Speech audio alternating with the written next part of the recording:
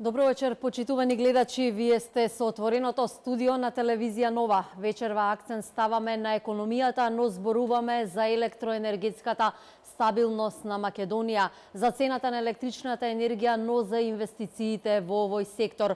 Моја и ваши вечерашни гости се универзитетскиот професор доктор Константин Димитров. Добро вечер и за вас. Добре дојдовте во студиото на телевизија Нова. Бизнисменот од Сојузот на стопански комори Ѓорѓе Манасков. Добро вечер и за вас. Добро вечер. И доктор Христијан Мицковски, советник во владата за енергетика, но и член на извршниот комитет на ВМРО ДПМН. Добро вечер и за вас. Добро вечер, благодарам на поканата. Иако беа поканети и од опозицијската партија, од Социјалдемократскиот сојуз, тие вечерва не испратија свој представник, но ние сепак имаме многу прашања и дилеми, пак ќе ги отвориме со вас, да им најавам на гледачите дека ќе имаме и директно вклучување во МЕПСО и ЕЛЕМ, ќе поразговараме со првите луѓе на овие две институции. Каква е во моментов електроенергетската стабилност на Македонија? Оно што го гледаме ни покажува дека Македонија ги задоволува своите потреби. За жал, дел од своите потреби ги задоволува со купување на електрична енергија, но со сите наши стратегиски планови, кои што се однесуваат на стратегијата за развој на енергетиката, со стратегијата за енергетска ефикасност и со стратегијата за обновливи извори на енергија, цел е на целото општество полека да се ослободиме од еден увоз на електрична енергија и веројатно во следниот период, не би рекол во сега за 5-10 години, но наредниот период од 20 на години, да се ослободиме, ако може целосно, од увоз на енергенти. Некој може да каже дали е тоа утопија. Имавме ни еден такова презентација тркалезна маса, кој што кажува дали до 2050 година Македонија може целосно својата потреба за електрична енергија да задоволува од обновливи извори. Заклучокот е следниот. Македонија може комплетно своите потреби за електрична енергија да ги реализира од обновливи извори енергија. Дали е тоа лесно? Воопшто не е лесно. Дали е тоа ефтино? Не е ефтино. Но има и определени придобивки. Комплетно се ослободуваме од секаква зависност, политичка да кажам пред се, суверенитетот се зголемува на државата и редицата не зборуваме за заштита на човекова околина, во учество во смалување на климатските промени и сето тоа што би произлегло.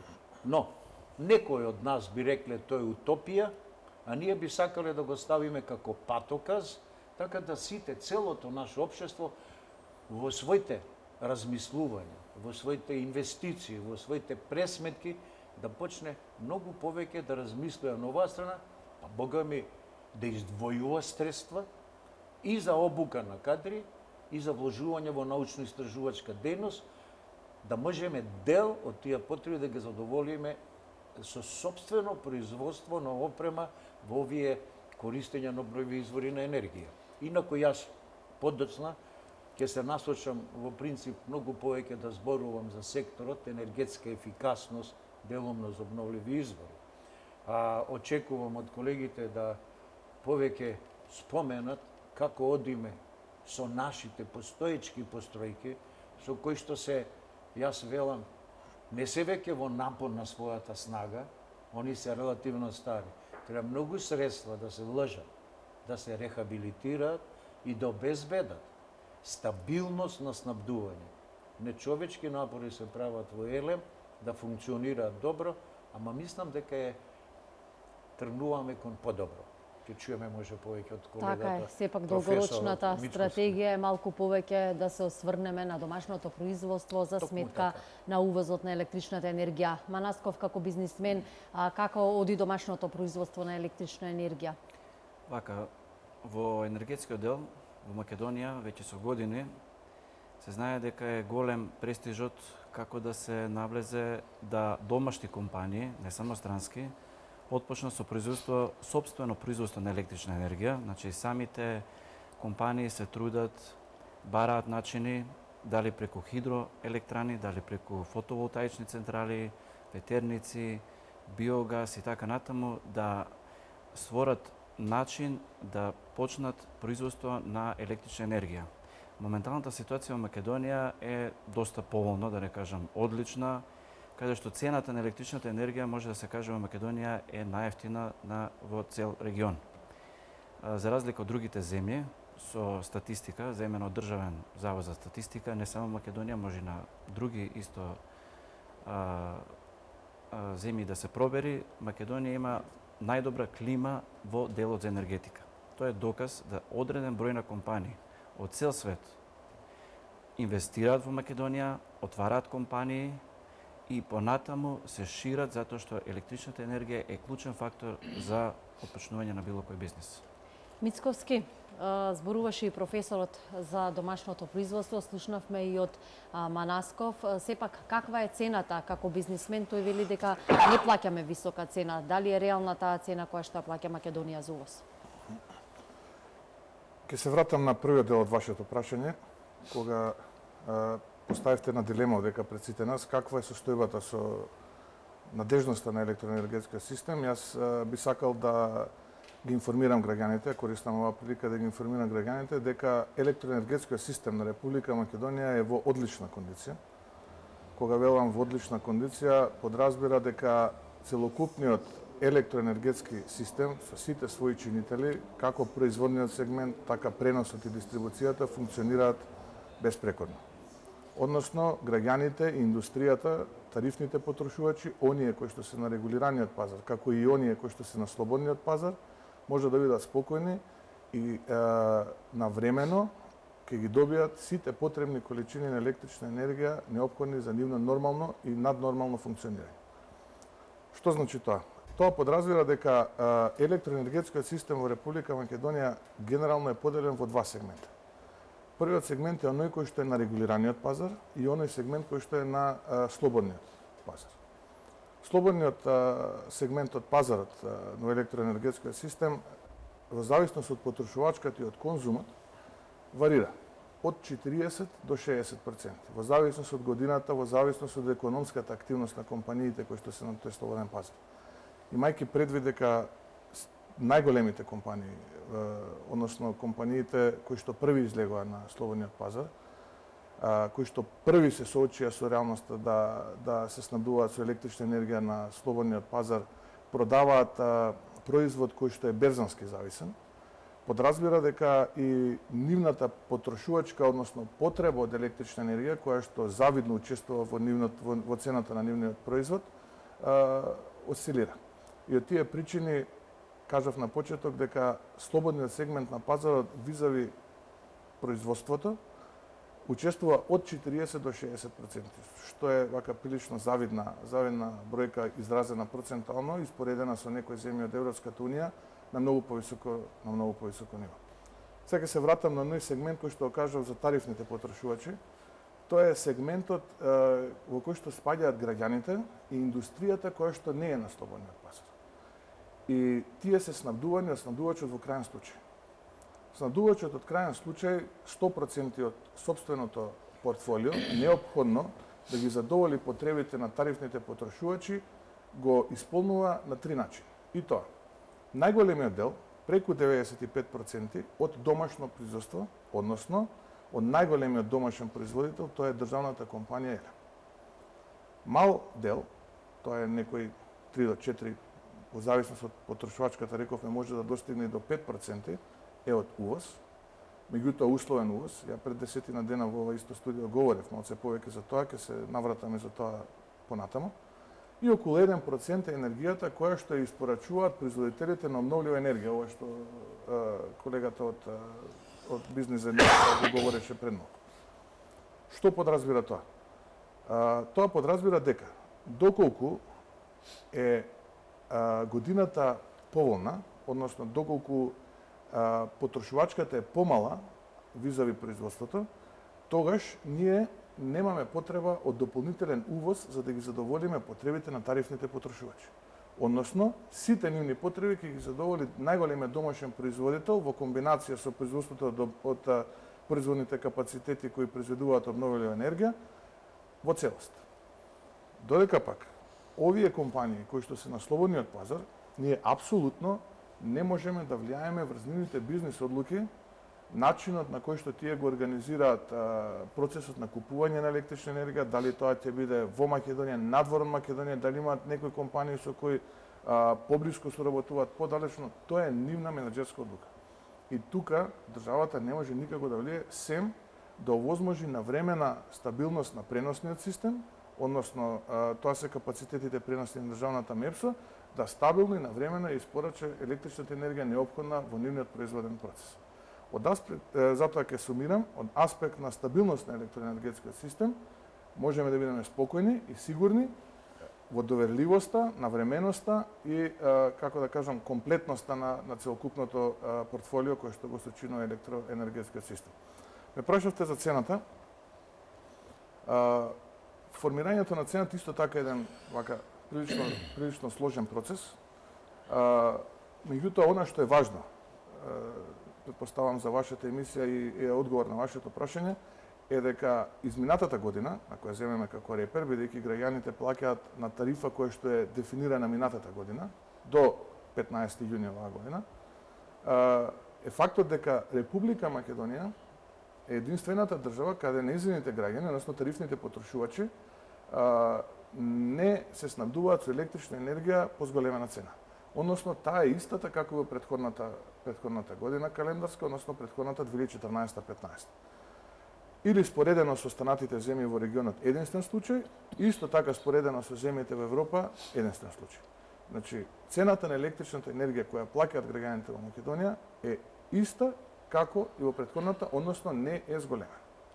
Професоре, го слушнавме. Мицковски вели дека македонците плаќаат најефтина цена на електричната енергија во регионот и дека нема простор за нејзино зголемување. Таа е ниска, но што може да се очекува во наредниот период? Беше најавена либерализацијата на пазарот на електрична енергија, сепак пролонгирана е ова и што може да очекуваме со либерализацијата? Добро, таа е пролонгирана веќе со определена динамика.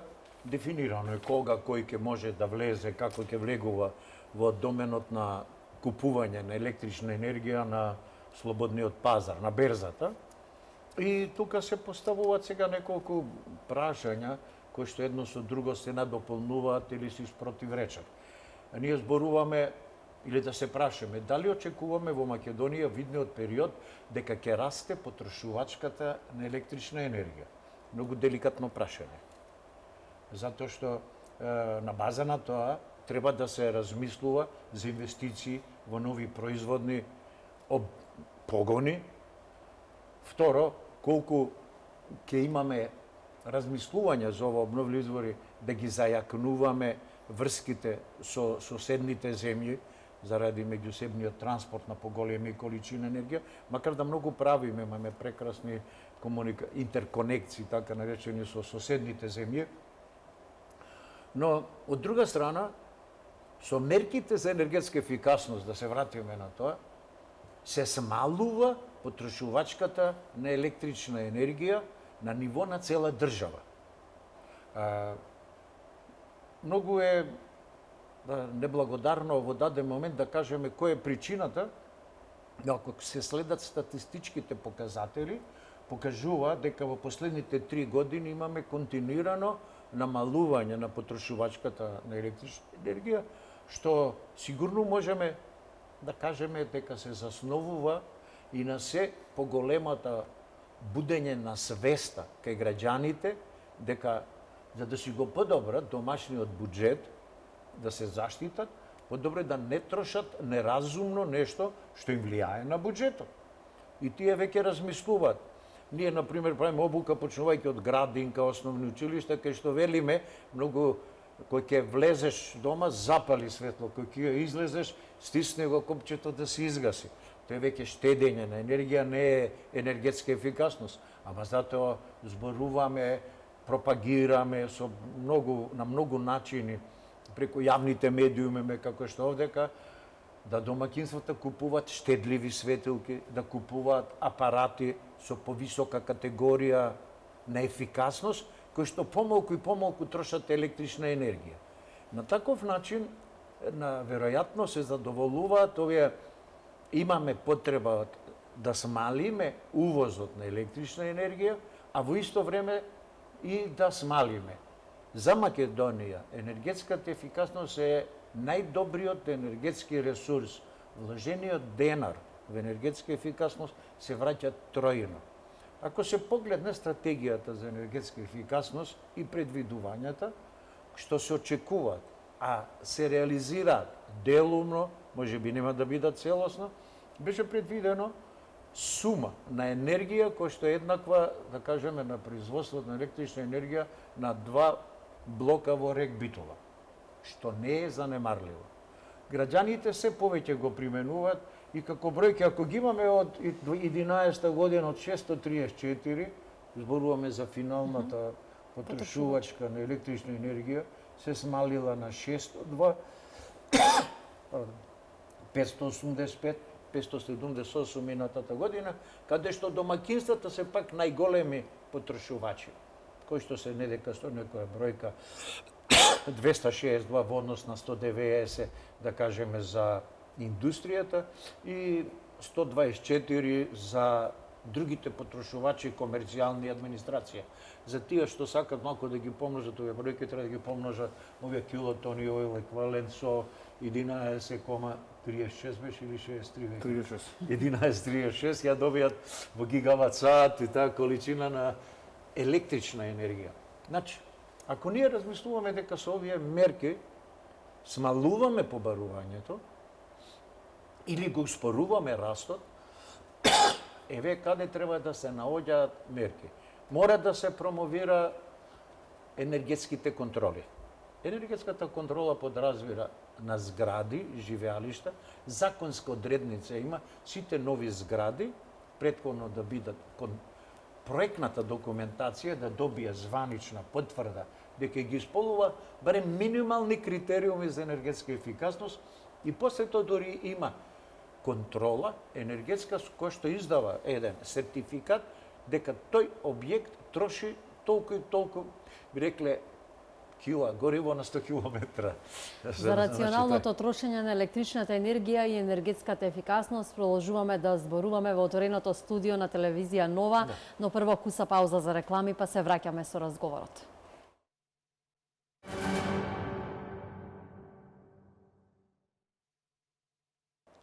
Повторно сме назад во студиото на телевизија Нова. Разговараме и дебатираме со моите и ваши гости за стабилноста на електроенергетскиот сектор и за перспективите во овој дел. Манасков, професорот ја начна темата за енергетска ефикасност, за рационалното трошење на електричната енергија. Знаеме дека во земјава имаше многу кампањи токму за овој дел. Каква е свеста, развиена ли е и кај граѓаните, но и кај бизнисмените во смисла на изградба на електроенергетски ефикасни објекти? Така, благодарам на прашањето.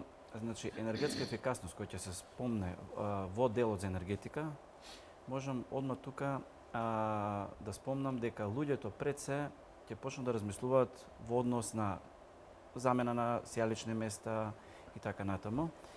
Ние како компанија поведовме една мала кампања со одредени курсеви, консултации бесплатни до граѓаните, каде што почнаме да дискутираме дури и бесплатни предфизибилити студии да се изработуваат со можноста да воведат фотоволтаични системи во нивните индустријски објекти, со тоа што направен субјект, ќе го кажам како оди постапката, значи направен субјект оди одредена компанија, откако ќе заклучи колку има потрошувачка на електрична енергија и дали има потреба да таа електрична енергија се замени со енергетска ефикасна, значи фотоволтаична централа на неговиот кров или било каде во неговиот објект, потребно е да се изработи таа одредена документација што е бара регулаторна комисија за енергетика и нормално да добие лиценца за производство на електрична енергија.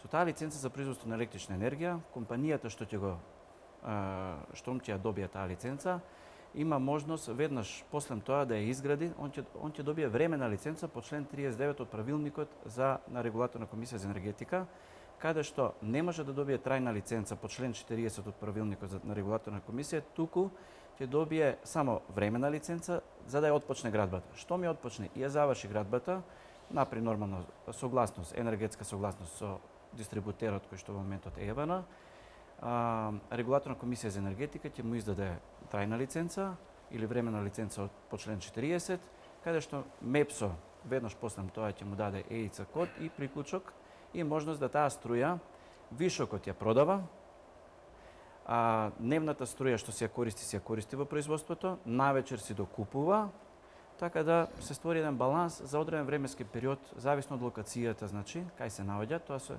ние го определуваме, значи колку сончеви часови има за таа локација преку ИРЦ, тоа е European Commission, и дава точно податоци на сончеви часови за одредена локација и точно се знае колку сонце има и може да се знае киловатите, потрошувачката и така натаму. После тоа се прави таа feasibility студија каде што се гледа колку ќе чини тој производ и за колку време ќе се врати. Тој начин е еден од одговорите за енергетска ефикасност во делот за енергетика во областа со фотоволтаици. Мицковски, ја спомнавме либерализацијата на пазарот на електрична енергија. Кога може да очекуваме таа да почне и што ќе донесе за идните потрошувачи, но и за компаниите? Да, либерализацијата, можам да кажам дека Република Македонија е пионер во регионот од аспект на либерализација на електроенергетскиот пазар, бидејќи уште втората половина на 2007 година почнаа првите компании да се појавуваат на пазарот, на слободниот пазар на електрична енергија. Тоа беа ние најголеми потрошувачи, како што се Фени, Цементарница, Макстил, Скопски легури, Бучим, Јуохром, ке ми прости некој ако не го споменав, меѓутоа десетина се такви на број. Тоа беа најголемите потрошувачи кои што трошеа и по неколку стотина гигават сати годишно. И истите тие се појавија на слободниот пазар, односно потребите од електрична енергија ги задоволува купувајќи електрична енергија слободно на пазарот од нормално трговци кои што беа присутни и кои што се се уште присутни во Република Македонија, при тоа организирајќи разноразни интерни надпревари, јавни повици и така натаму. Понатаму следеше еден процес на финално реструктурирање на електроенергетскиот пазар во Република Македонија, за да пред некоја година бевме сведоци повторно на еден број компании се појават на слободниот пазар. Во моментов такви се 250 на број и нивниот број ревидира од година во година. Некога се повеќе, некога се помалку. Зашто? Затоа што за да согласно правилникот на регулаторната комисија за енергетика, за да во моментот одредена компанија се стекне со право да учествува, односно на слободниот пазар купува електрична енергија, треба да исполни одредени критериуми од аспект на број на вработени и годишен обрт на продаден производ. И од тие причини бројот на вработени кај некои компании варира, повеќе помалку, па тие влегуваат или излегуваат од таа група на компании.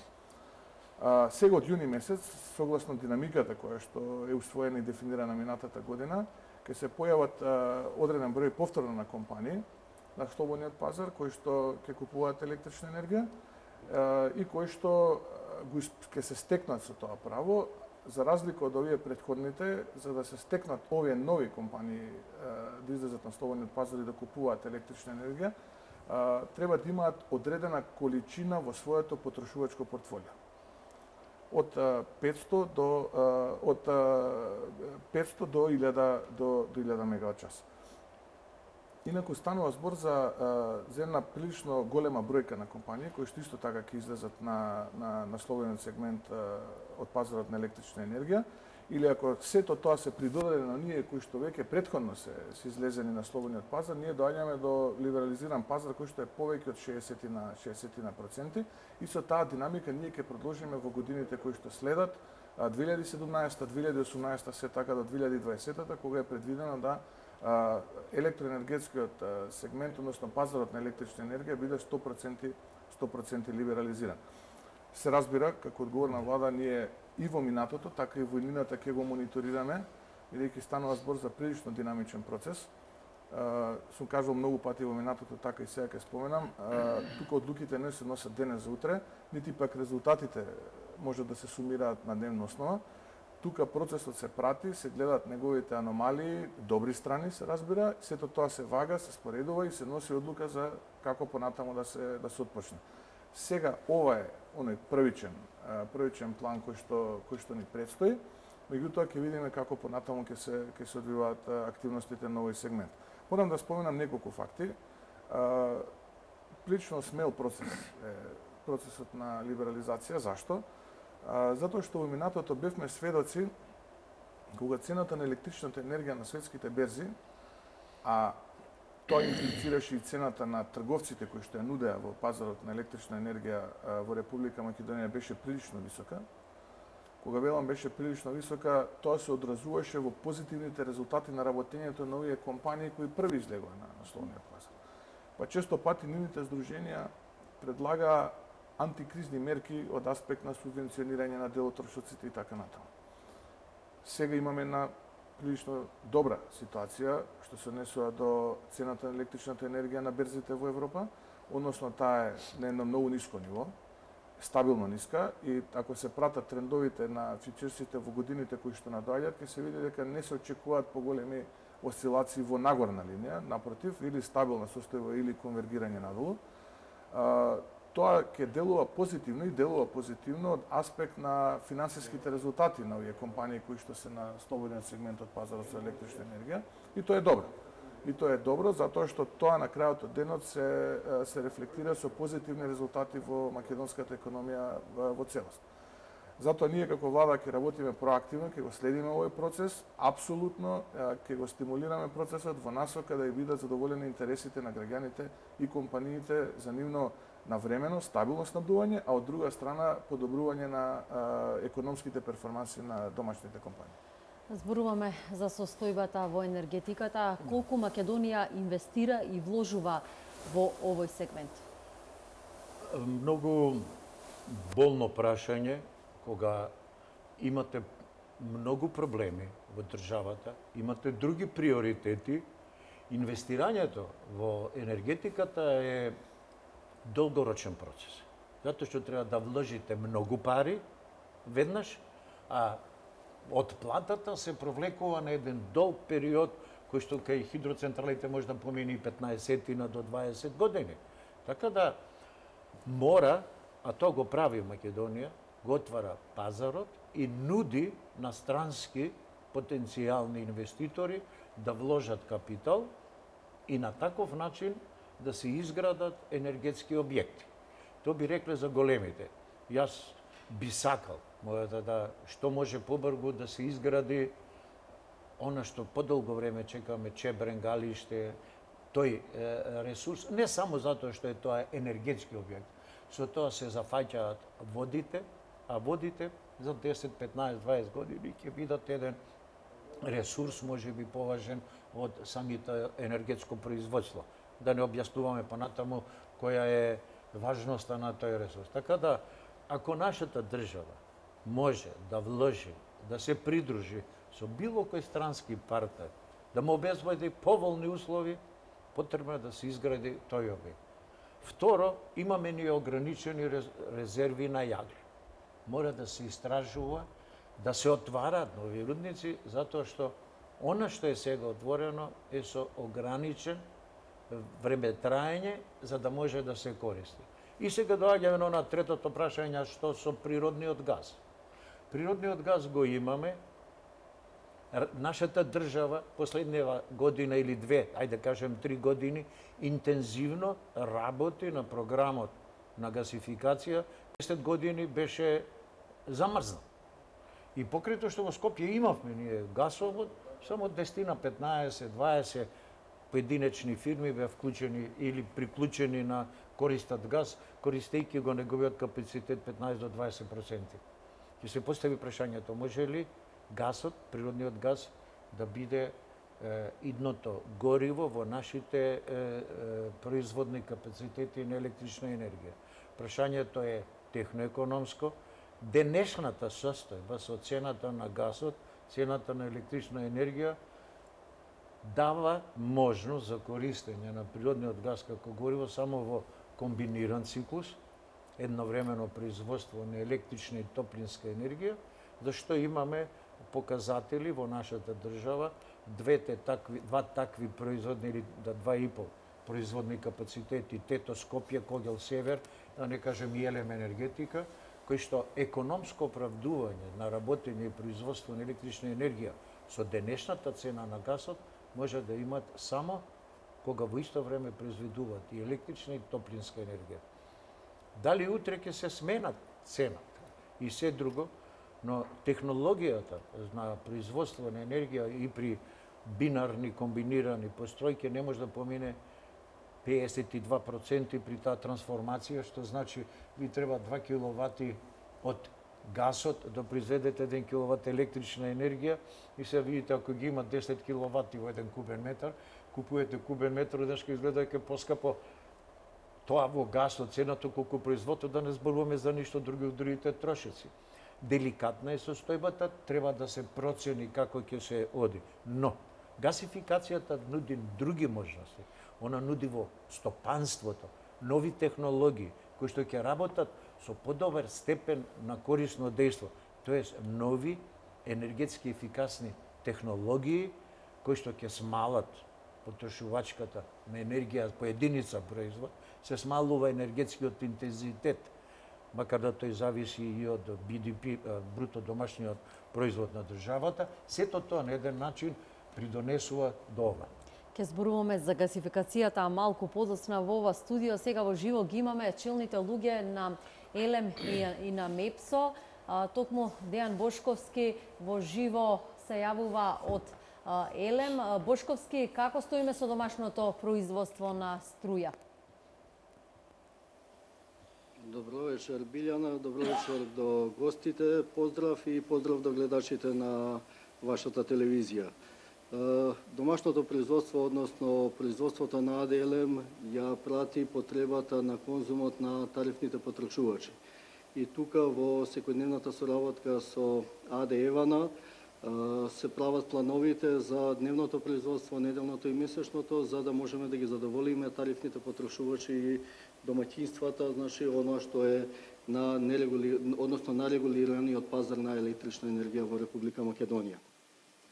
Да. Ренат Јовановски, заменик директорот на МЕПСО, ќе ни каже каква е состојбата со преносот на електрична енергија. Дали можеме да бидеме безбедни дека навреме ќе стаса до потрошувачите? Добар ден на сите. Во моментов состојбата на електропреносниот систем на Република Македонија е сигурна и стабилна. Имаме непречено пренесување на електричната енергија до сите наши крајни корисници. Се грижиме за сигурност и стабилност во снабдувањето со електрична енергија. За да тоа го правиме, имаме тековно одржување на нашата високонапонска опрема, на нашите далеководи, опремата по трафостаниците и така натаму. Покрај тоа, редовно инвестираме во нови инвестициони зафати со кои што уште подобро и повеќе зголемуваме сигурноста во снабдувањето со електрична енергија. Накратко само би споменал дека во изминатиот период завршивме со изградба на новиот 400 киловолтен далековод Штип Врање 4. Имаме имплементирано комплетно нова скада во Националниот диспечерски центар, а следен голем проект со поддршка од Европската банка за обнова и развој не е изградба на новиот интерконективен 400 киловолтен далековод Битола Елбасан со 400 киловолтна трафостаница во Охрид, со кој што уште повеќе ќе се зголеми сигурноста во снабдувањето со електрична енергија во југозападниот дел на Република Македонија. Имаме и други тековни проекти за реконструкција на далеководи кои се стари повеќе од 40-50 години. Потоа имаме градење на оптички прстен со помош на преносната мрежа на електропреносниот систем и други повеќе проекти. Ако нешто поконкретно ве интересира, повелете. Да, ќе ве прашаме, ви останувате во живо во програмата на телевизија Нова. Бошковски го слушнавме, Јовановски, тој зборува за инвестициите на МЕПСО, што е со вложувањата на ЕЛЕМ, какви се инвестициите на оваа компанија, кои долгорочно би донеле бенефит во енергетскиот сектор? Да, значи АДЛМ е познат на македонската јавност во континуитет за големите и сериозните проекти. Ниеден проект значи во енергетиката не е брз, потребни се долго време подготовки, да се направат доволни истражувања, да се имаат квалитетни информации како би знаеле да го најдеме правилното решение како техничко-технолошко, за да може да се направи вистинската инвестиција која што ќе може да одговори на идните пазарни случувања кои што се случуваат во делот на електричната енергија. Секако, значи, АДЛМ во изминатиот период, знаете дека од последните објекти кои што поголеми производствени се пуштени, тоа е ветерниот парк Богданци со 100 гигават сати дополнителни гигават часови електрична енергија. Потоа е хидроелектричната централа Света Петка. Го заокруживме и, иако е тоа ревитализација и модернизација втора фаза на 6 хидроелектрани, но тоа е исто како да сме изградиле нов објект, бидејќи имаме 50 гигават часови дополнителна електрична енергија и имаме зголемување на снагата од 18,3 мегавати. Не смееме да ги заборавиме вложувањата кои што ги имавме во рударските капацитети, кои што се основата и од каде што излегува базното гориво за термоелектраните. Уште од 2006 година е со поместувањето на реката Темница, отварањето на стариот рудник за да се обезбеди до сега континуираното снабдување на Осломен со јаглен кој што постоеше. Потоа таму се направија и зафати во делот, значи, на екологијата, односно хидравличниот транспорт за отпепелувањето кое што е создаден. Во рек Битола, значи, во континуитет имаме ревитализација и одржување на крупната рударска опрема која што се наоѓа и тоа се планира согласно плановите кои што претходно ги најавив со возните редови со АД Евана, за да може да се кој е растеретен системот, односно кога потребите на системот не се толку големи, за да може да се направат и тие зафати. Изработен е, значи, главниот транспортен систем за снабдување со јаглен од новото рудно наоѓалиште Бродни Отино. Потоа, значи, во план сме, кое што овој месец излезе и тендер за набавка на нова рударска опрема во вредност од 64,5 милиони евра. Тоа е опрема која што ќе послужи дел од опремата за отварање на новиот рудник Подинска јагленова серија, која што се наоѓа, значи, во подножието, значи, под сегашниот рудник Суводол, кој што е во завршна фаза и кој што ќе обезбеди околу 50 милиони тони јаглен, односно ќе имаме сигурно снабдување со јаглен за рек Битола.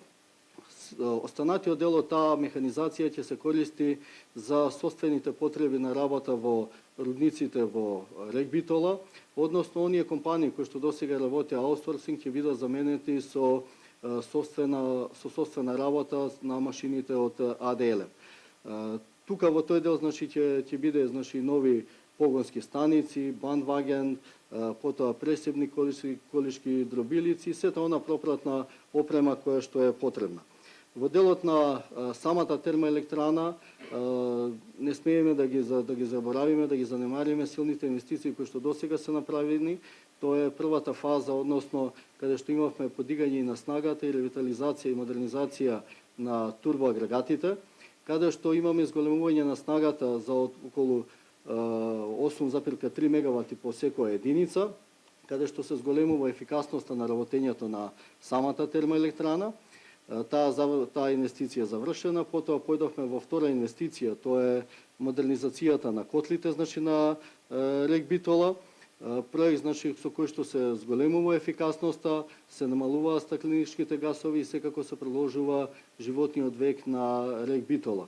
Односно да одговора, значи, новите технологии на оние количества и квалитет на јаглен кои што ги поседуваме околу самата термоелектрана. Понатаму, значи, ќе продолжиме со инвестиции во делот на третата фаза, онака како што европската регулатива налага во делот, значи, на отстранување на PM частичките и десулфуризацијата. Јас посебно би го истакнал, значи, за граѓаните овој проект, затоа што овој проект е планиран во периодот од 2017 до 2019 година, каде што со хибридни филтри ќе бидат, значи, фаќани PM10 частичките кои што сега имаат силно влијание на респираторните органи, значи, на граѓаните во околината на рек Битола. Ова се само, значи, дел од инвестициите кои што ќе следуваат во рек Битола. Понатаму работиме и на помали проекти каде што ја подобруваме ефикасноста на работењето, односно намалување на трошоците. Имаме проект за намалување, значи, на собствената потрошувачка на електрична енергија, каде што со ова дополнителни заштеди ќе се направат. Мораме да го истакнеме, значи, проектот топлификација, каде што во завршна фаза сме на објавување на тендер. Односно, со КФВ банката е потпишан договор вреден, значи 47 милиони евра за финансирање на овој проект.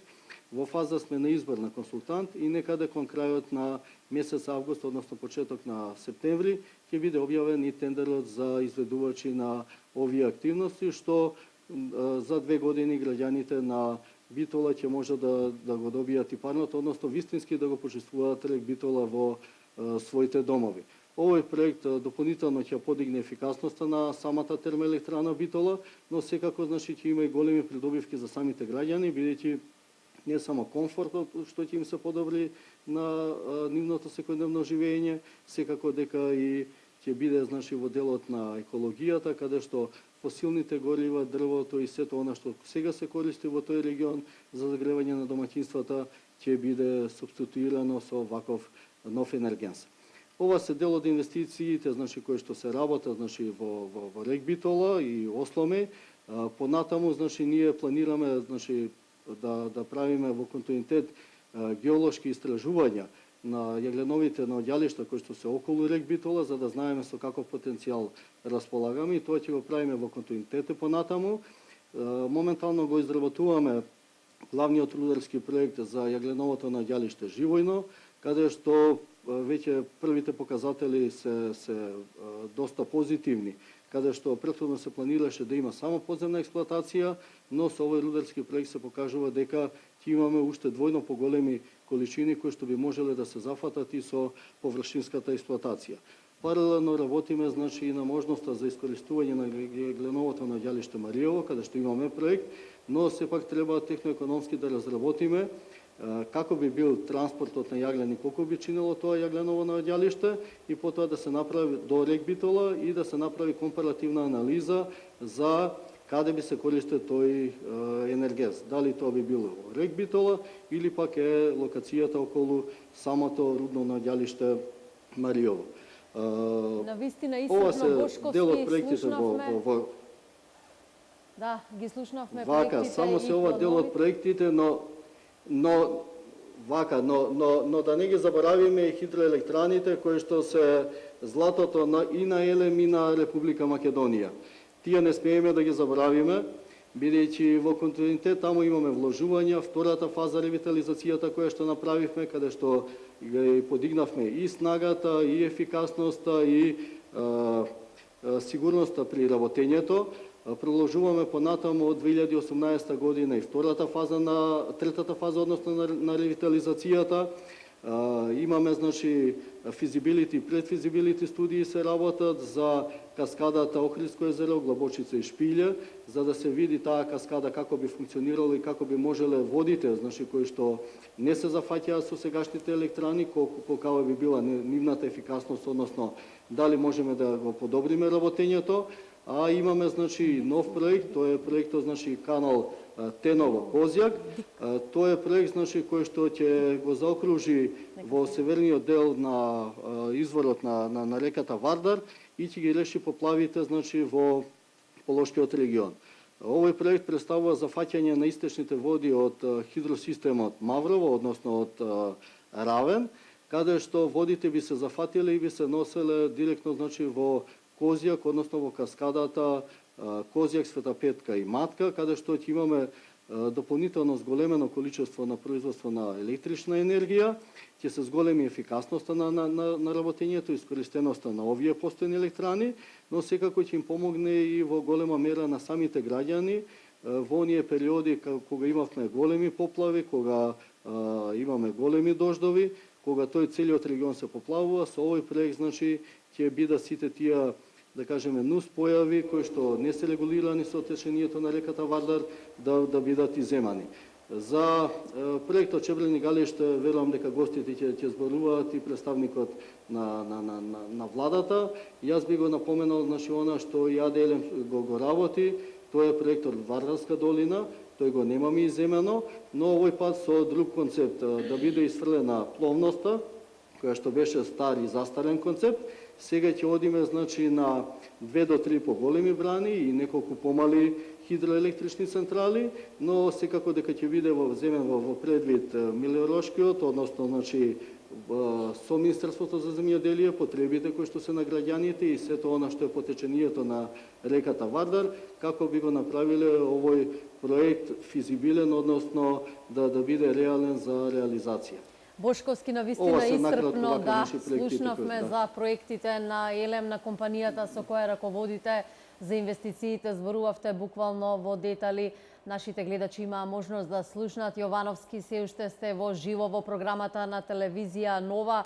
Кои се идните планови и проекти на МЕПСО? Како што реков, значи следен најголем проект на МЕПСО, Македонскиот електропреносен систем оператор, е изградба на новиот 400 киловолтен далековод Битола Елбасан со 400 киловолтна трафостаница во Охрид. Покрај тоа, значи, следат реконструкција на стари 110 киловолтни далеководи, 6 до 8, во зависност од условите кои ќе бидат на терен, кои што се постари од 40 на години и замена на бетонски столбови со нови столбови. Со тоа уште повеќе ќе се зголеми сигурноста во снабдувањето со електричната енергија во тие региони каде што во моментов имаме позачестени испади и прекини во напојувањето. Како што реков, следи затварањето на оптичкиот прстен. Тоа е исто така многу интересен проект. Инвестирање во телекомуникацијска мрежа, со кој што ќе се овозможи пренос на податоци од сите трафостаници кон Националниот диспечерски центар, со што ќе се овозможи доверливост и сигурност во управувањето со електропреносниот систем. Како што знаете, ние сме поврзани во моментов со 5 интерконекции со соседните електропреносни систем оператори, со кои што соработуваме. Членка сме на ЕНСО, тоа е Европскиот сојуз на преносни систем оператори, каде што активно учествуваме, ги следиме, ги применуваме, имплементираме мерките и директивите кои што се носат таму. Проекти тековни следат и ќе следат понатаму, се со цел да овозможиме на сите домакинства и на сите индустријски потрошувачи да бидат навремено и квалитетно снабдени со електрична енергија. Јовановски, Бошковски, ви благодарам што бевте дел од отвореното студио на телевизија Нова. Ние продолжуваме со разговорот со гостите. Ги слушнавме првите луѓе на државните компании, зборува за стабилноста во овој сектор, но и за долгорочните планови и инвестиции. Ја спомна и гасификацијата како клучен елемент кој треба да донесе долгорочен бенефит. Да, пред да продолжам со гасификацијата, само малце ќе се навратам на она што го говореа директорите на ЕЛЕМ и МЕПСО. Заменик генералниот директор на МЕПСО спомена за еден проект кој што е во фаза на отпочнување за реализација. Тоа е изградба на нова интерконекција, односно поврзување меѓудржавно Македонија и Албанија, што до сега не постои. Односно, тоа е уште еден, ние велиме, филтер каде што ќе може да се бутка и прима енергија. Тоа во минатото не постоело како инфраструктурен проект и тоа е дополнително заекнување на високонапонскиот електропреносен систем на Република Македонија. Уште едно вложување и уште една потврда на позитивните политики и развојните политики на владата преку компаниите каде што е доминантен собственик. Исто така, еден сличен таков проект во минатото е отпочнат и завршен, тоа е интерконективното поврзување помеѓу Македонија и соседна Република Бугарија, што пред 2006 година не беше случај. И тоа е уште една потврда за активните политики што ги има посебно во развојните компоненти ова влада преку своите компании ЕЛЕМ и МЕПСО во случај. Или да сумирам, заклучно со овој најнов проект кој што беше пуштање на далноводот помеѓу Штип и Ниш, овој далновод кој што беше пуштен пред неколку години Штип, Червена могила, соседна Бугарија, и овој новиот Битола Елбасан, заедно со постојните интерконекции, Македонија прави барем неколку пати постабилна од што беше пред 10 година од аспект на електроенергетскиот преносен систем.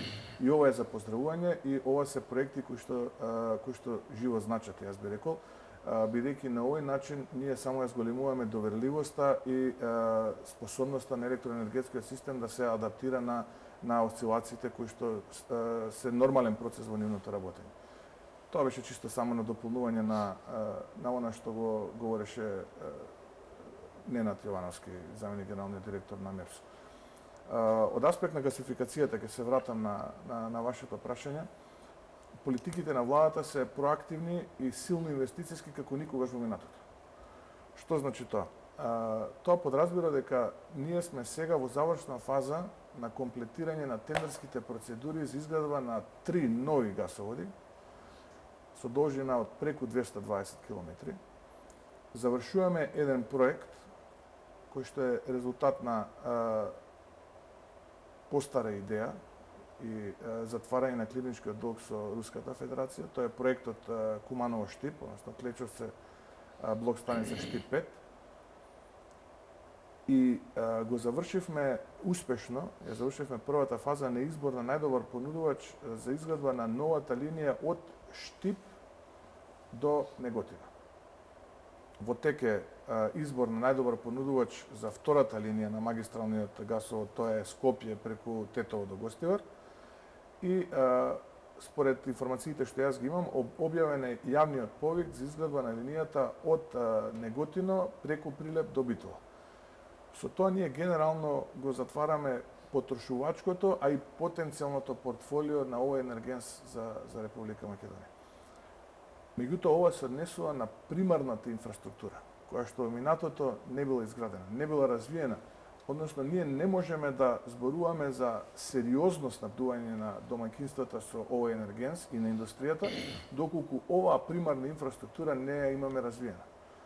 Ние седнавме, размислувавме, како што реков веќе на почетокот од емисијата, анализиравме, баравме решенија, начини, развивме проекти, тие проекти најдоа своји финансири во меѓународни странски банки и финансиски институции. И еве денеска можеме да кажеме дека се наоѓаме пред финална реализација на овој проект, а тоа е изградба на примарната инфраструктура за обезбедување на газ како енергенс за нашите домаќинства и индустријата. Меѓутоа, тоа е само првиот чекор. Ние паралелно, за да не губиме во време повторно децении нашите граѓани да останат без привилегијата да го користат овој енергенс, ние работиме проактивно во делот на изнаоѓање дистрибутер. Што значи дистрибутер? Дистрибутер е онаа компанија која гасот ќе го донесе, вака народски кажано, до домовите и до индустријата. Ја имаме ли таа компанија? Само да се доискажам. Македонија генерално е поделена во 3 дела. Првиот дел е регионот 1 и тој е на ниво на Скопје и околните општини. Регион 2 е источна и регион 3 е западна Македонија. Регион 1 е јавен повик распишан пред неколку месеци и во тек е завршната фаза на конкурентниот диалог. Односно, тоа е втората фаза крајот на втората фаза од конкурентниот диалог, кога со заинтересираните компании се преговара, договара и така натаму, согласно Законот за јавни набавки, и понатаму преостанува уште третата фаза, а тоа е кога заинтересираните компании, овие кои што се пријавиле на јавниот повик за избор на дистрибутер за регионот 1, ќе ги достават своите економски и технички предлози. Тоа значи дека многу брзо може да очекуваме развој за регион 1, која граѓаните на Скопје и околните општини ќе го добијат овој енергенс. И втора фаза веќе во оваа постапка е пронаоѓање на дистрибутер за регион 2 и 3, процес кој што е отпочнат и сега поради периодот кој што доаѓа следи, тоа се парламентарните избори, ќе мора малце да причека до завршување на истиот и потоа повторна објава, што би значило втората половина од оваа календарска година, на еден ваков јавен повик преку конкурентен диалог, да најдеме компанија која што ќе биде заинтересирана да биде дистрибутер за овие два дела од Република Македонија и со тоа ние ќе го заокружиме сериозно процесот на гасификација и од аспект на примарната инфраструктура и од аспект на дистрибутивната, секундарната и терцијалната инфраструктура.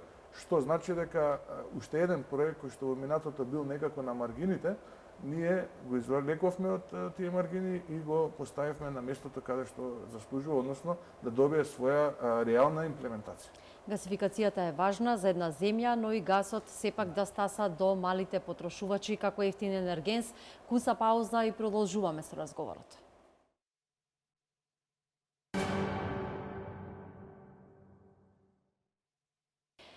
Вие го гледате отвореното студио на телевизија Нова. Манасков ги слушнавме експертските ставови сепак на двајцата професори околу гасификацијата од бизнис аспект. Колку гасификацијата ќе ја промени енергетската слика во Македонија? Вака сега, ова е еден огромен и многу позитивен дел што владата на Република Македонија успеа да најде соодветен начин, пред се што успеа во име на владата да ја зачува, значи примарната структура да остане како државна и да обезбеди на овие три дела, значи делот Скопје, Источна и Западна Македонија, да најде правилна компанија, дали тоа ќе биде приватна или конзорциум или ќе биде јавно-приватно партнерство. Сепак морам тука да кажам еден дел, пошто во делот на бизнес сферата, во делот и на граѓаните, сепак е многу битно да тој што ќе добие и што ќе управува, значи со секундарниот, мора сепак да биде компанија која што не само што ќе може да работи по тие закони, сепак таа толеранција и почит према граѓаните, да има едно разбирање, да биде соодветно насочено, да нема можност за недоразбирање, да граѓаните не бидат доволно информирани, пошто граѓанинот секој си има своја активност, секој си оди на работа, секој граѓанин не е 100% упатен што се случува, а сака да биде приклучен не само како физичко лице, туку и како правно лице. Сепак таа компанија што ќе влезе во тој сектор треба да биде баш компанија која што нема да држи еден монополистички режим на управување, туку ќе биде една компанија која што сепак ќе наоѓа и толеранција, сепак е нешто ново за Македонија и сепак тоа што ќе се настојува да има можност за доработки, да не биде стрикно, понивно, да нема нешто недоразбирање. Не знам сега колку тој дел убаво го објасни вака малку сликовито, али можам да кажам дека сепак Македонија направи одличен чекор со гасификацијата и дека ќе биде, очекувам многу позитивна оваа ставка. Да, тој е прв чекор, ама вториот е може би уште потежок. Дистрибуцијата на гасот низ една градска урбана средина, како да спомнеме град Скопје прва, е тешка задача. Не само тоа. Државата мора да најде сили да обезбеди, ја би го рекол, и субвенции за тие домаќинства што ќе сакаат да се приклучат. Ќе мора да се внесе во регулативата законска новите објекти што се зидаат да предвидат инсталација за природен газ. Бидејќи не е проблемот само да се донесе гасот по улицата. Во нашите куќи немаме инсталации за газ, треба да се направат такви инсталации, не се предвидени такви оџаци. Еден многу чувствителен елемент во користење на гасот и оџаците ги нема, а плюс треба да се купи секој граѓанин што треба да пристапи кон тоа, треба да купи нова бела техника. Сето тоа бара многу да се вложат и тука веројатно државата во почетокот треба да стимулира, како што имаме субвенции за тутун, за патлиџани, не знам за нешто друго, и за во оваа насока може би треба да се отвори некаков фонд кој што долго време се заговара, фондот за енергетска ефикасност, кој што може да обезбеди дали меки кредити, дали донации или било што. Тоа е едниот чекор. Второто е, многу беше актуелно, зборевме за Јужен поток, Турски поток, и одеднаш тоа со случувањата во Турција, ние го дискутиравме, ја минатата есен или зима беше во Бугарија на геостратешката конференција што беше за снабдување со газ и се разгледа како Европа во случај да се прекине гасоводот, овој што е балканскиот, што носи газ, на кој што и Македонија приклучена. Македонија е онаа која што најмногу би настрадала. Сите други држави до 50%, 60% можат своите потреби да ги задоволат или 20% не е битно. Но со последното пред дали има месец дена подпишување на договорот на Газпром со грчката компанија и италијанската компанија, кој што ќе биде како еден паралелен гасовод покрај ТАП или ќе се обединат, ќе дава потенцијална можност Македонија да се приклучи од јужна страна на еден ваков гасовод. За очекување, иако не е тоа напишано гасот да стаса преку Варна, сепак првото, да ја помине низ Бугарија, ама само поминува, за да нема оние проблеми кавги што ги имаат со Европската заедница, а Грција и Италија го решија тој проблем елегантно и е дозволено.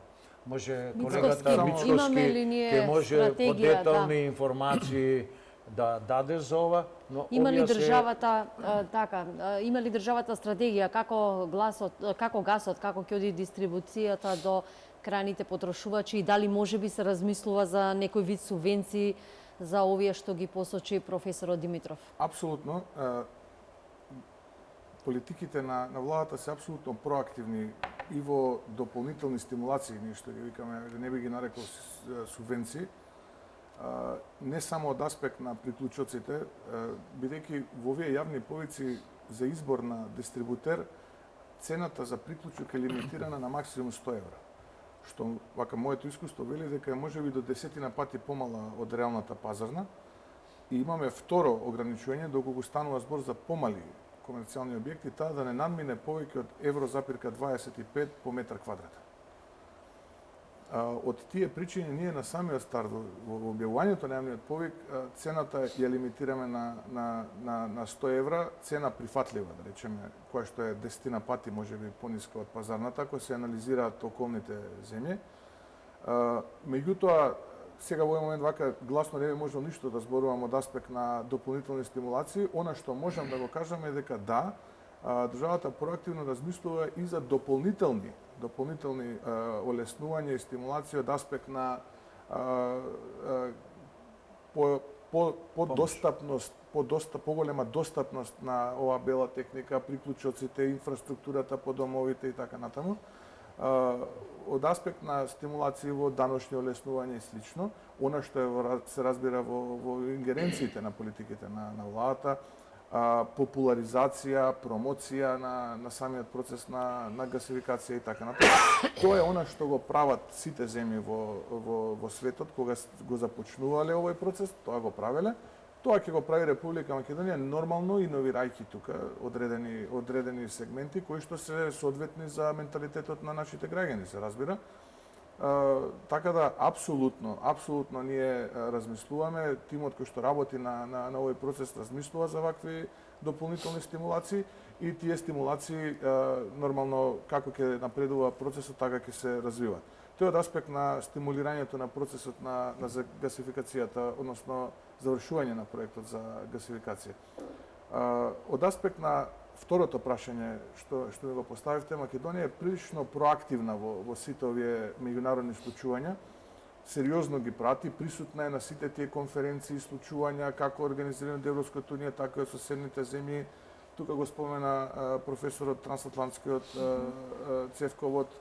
Тука се и некои други цевководи кои што ќе поминуваат преку соседна Грција. Тука се изградбата на терминалите во Неа Месемврија. Апсолутно сите регионални иницијативи ние сме проактивни, учествуваме со своји представници, со своји идеи, ништо не оставаме на случајноста, иако тоа можеби до сега вака не беше видливо, меѓутоа ова е можноста баш тоа да го презентираме. И она што нас не прави посебно среќни е што некако односите помеѓу Европската унија и Руската федерација почнуваат некако да ги одмрзнуваат овие проекти. Еден таков пример е отпочнување на реализацијата на северниот тек. Чисто вака за граѓаните и за емисијата, јас би дал едно кратко објаснување што е северниот тек од аспект на технички податоци и кои све учесници учествуваат во тој северен тек. Значи, тоа е изградба на гасовод од Северното море, од Русија, еден град по име Вибор, директно во Германија, во еден град Рајнефал, каде што ќе се обезбедат дополнителни 55 милиарди нормални метри кубни на годишно ниво газ, кои што од Русија директно ќе бидат испорачени во Германија. Инаку, ова не само значи географско поврзување помеѓу Германија и Русија, ова значи и бизнис-економско поврзување. Зашто?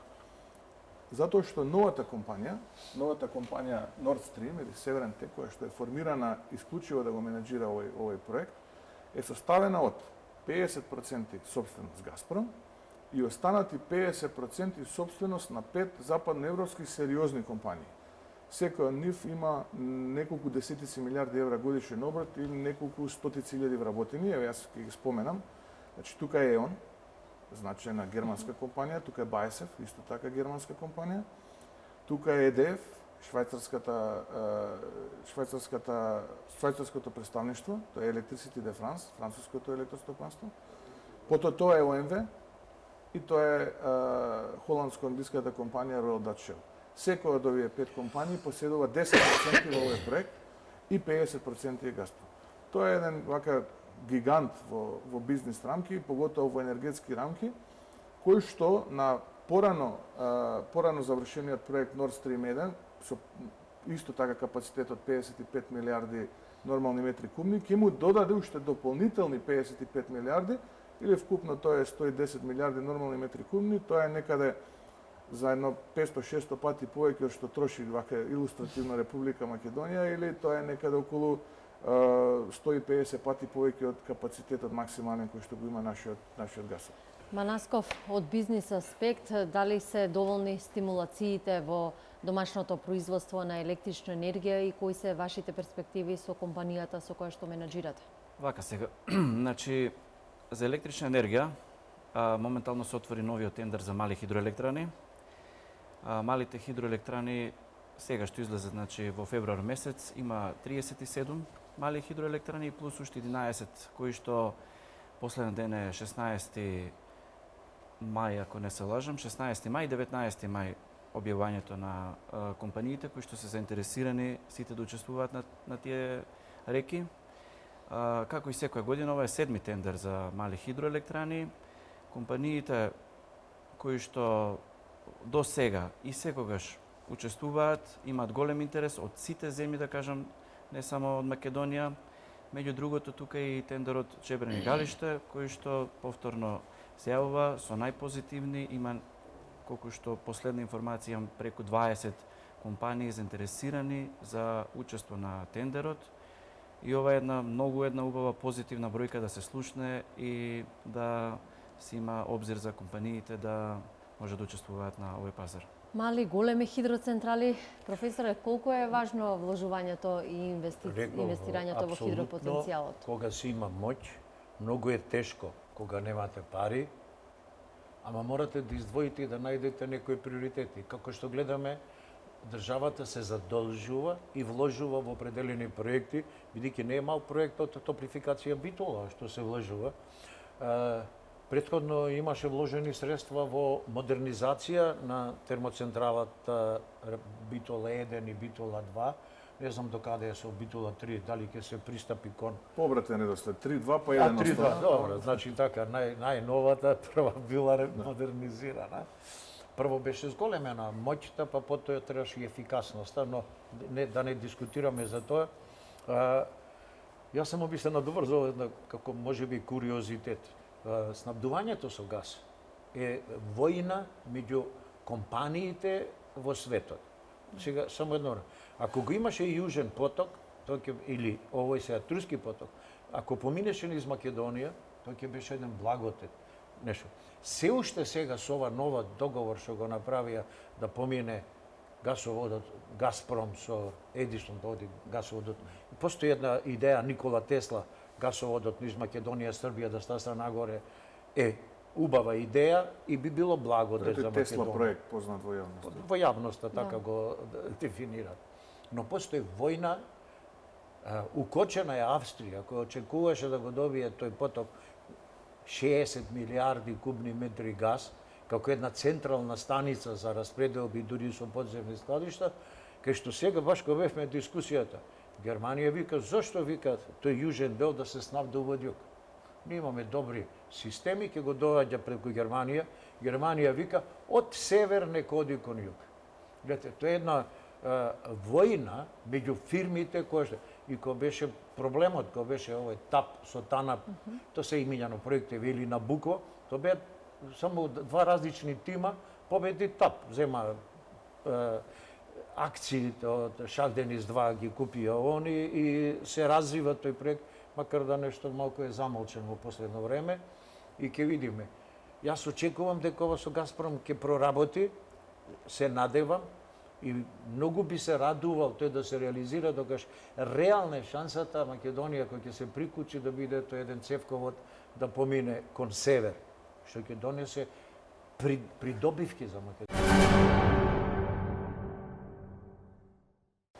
Што е со хидропотенцијалот, има ли можност за поголема искористеност? Ги споменавме и малите, но и големите хидроцентрали, докаде е овој процес? Се обидуваме да го оптимираме искористувањето на хидропотенцијалот. Што значи тоа? Тоа значи дека не секаде каде што има вода, односно вака народски кажано тече река, ние можеме да го искористиме. Не само од објективни технички причини, туку и голем број пати и од административни причини. Меѓутоа, онаму каде што има и најмала можност да потенцијалот на таа река биде искористен, ние тоа го користиме, како држава, велам. Тоа е резултат на еден проект од 80-тите години, кој Универзитетот Свети Кирил и Методи, неколку факултети, електромашинскиот и градежниот и архитектонскиот, имаат развиена на студија за потенцијални 407 можни локации за изградба на мали хидроелектрани во Македонија. Тоа се хидроелектрани со инсталиран капацитет до 5 мегавати. И намената на оваа студија била да се разгледа можноста како тие ќе влијаат доколку би се изградиле. И се дошло до заклучок дека не само инвестицијската активност ќе се зголеми и трудовата инвазивност, туку тие ќе можат во даден момент да заменат еден блок од рек Битола, кога сите тие би се реализирале. Со доаѓањето на оваа влада, 2006 година почна реалната апликација на овој проект, како што каже представникот од Сојузот на стопански комори, 6 успешни јавни повици се позади нас, 7-миот е пред нас. Како резултат на тие 6 успешни јавни повици, можам да кажам дека веќе 38 такви мали хидроцентрали се изградени. Ако на тоа се додадат уште 20, кои што се резултат на јавно-приватно партнерство и иницијативност на самите општини, тоа што сумираме на бројка од 58 мали хидроцентрали, кои што имаат 58 мегавати инсталирана снага. Јас често пати знам да кажам, инсталираната снага е податок технички, меѓутоа, за да се оцени дали еден проект е добар, успешен или не, тогаш ние треба да видиме колку тие 58 мегавати ќе произведат електрична енергија. Тие 58 мегавати изминатата година произвеле 110 гигават часови електрична енергија, или тоа е, јас како што често пати знам да кажам, е еквивалент на годишната потрошувачка на преку 18.000 домаќинства во Република Македонија. Очекуваме и 7-миот јавен повик да биде успешен, зашто да не, и да продолжиме во таа насока секоја година 20-30 потенцијални локации кои што се дел од таа студија да ги објавуваме преку јавни повици. Да се надеваме дека овие очекувања ќе станат реалност и дека цената на електрична енергија, како што и ја започнавме вечерашнава емисија, ќе остане најниска во регионот и нема да оди надолу, напротив, ќе се зголемува домашното производство и инвестициите во електроенергетскиот сектор. Јас ви благодарам за вашето присуство и за учеството во отвореното студио на телевизија Нова. Почитувани, ви благодарам што не гледавте. Останете со телевизија Нова.